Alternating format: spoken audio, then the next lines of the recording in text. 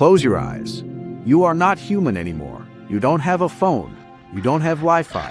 You don't even have thumbs.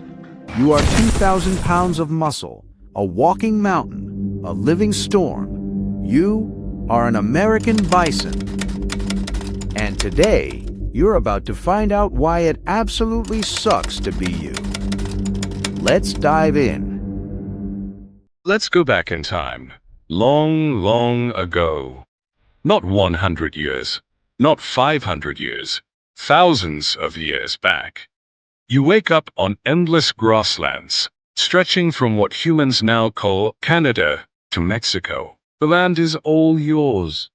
Around you, not tens, not 100, but 30 to 60 millions of you. Yes, million. Historians and conservation scientists estimate that before the 1800s, between 30,000 and 60 million American bison roamed North America. You are not rare. You are not protected. You are not fenced. You are unstoppable.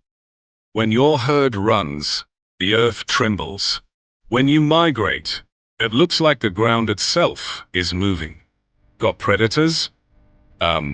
Wolves? Try. But you are massive. Your horns curve like scimitars. You run 35 miles per hour. You are not prey. You are power. Native American tribe Zephyros. Native American tribes use your meat, your hide, your bones. They honor you. A crack. Not thunder. Not hooves. Not wolves. A gunshot. Humans have now changed. They no longer hunt just to survive. They hunt for business, for sport, for expansion. Railroads stretch across the plains, and from those trains, men lean out of windows and shoot you for fun. Imagine that. You're grazing. Your calf is beside you. Suddenly the sky explodes. Your brother drops. Then another, and another, and no one eats the meat. No one thanks your spirit. Your body is left to rot. By the 170s, commercial hide hunters were killing you by the millions. Some days, thousands of you fell. Why? Because your hides were valuable. Because your bows could be sold. Because your existence stood in the way of expansion. And here's the painful truth.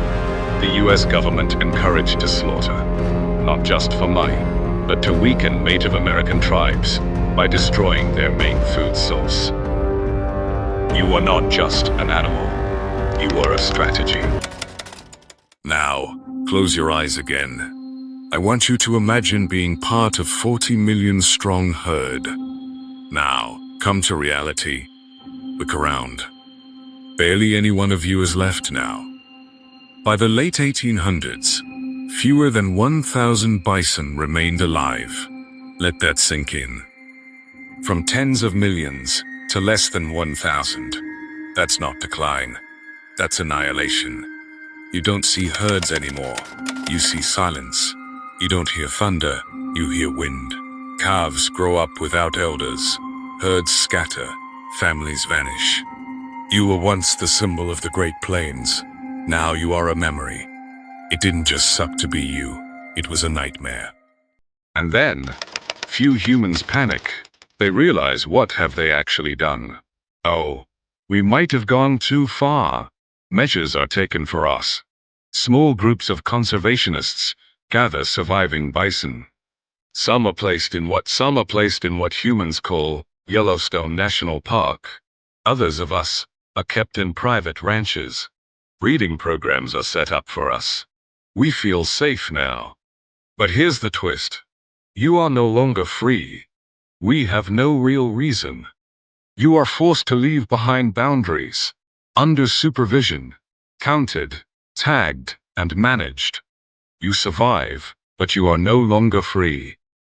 The country that nearly wiped you off now passes the National Bison Legacy Act.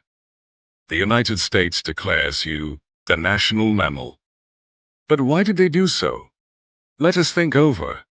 They almost erased you, and now you are their national symbol. That's like someone burning your house down, then putting your photo in a frame. Painful, right? Today, merely 400,000 to 500,000 bisons are there in North America. For some, it sounds like a comeback story.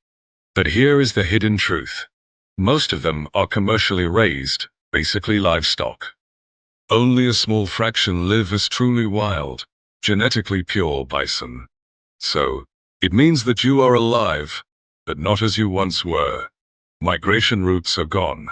Endless prairies have become farms now. Your kingdom has been tattooed by highways.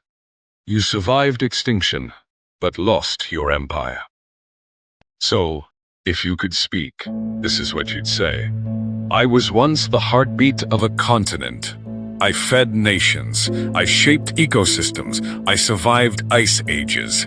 But I almost didn't survive humans. Actually, you didn't lose because you were weak. You lost because you were valuable. And that's the cruelest part. There is hope. Tribal nations are restoring herds. Conservation groups are expanding protected land. Scientists are working to preserve genetic diversity.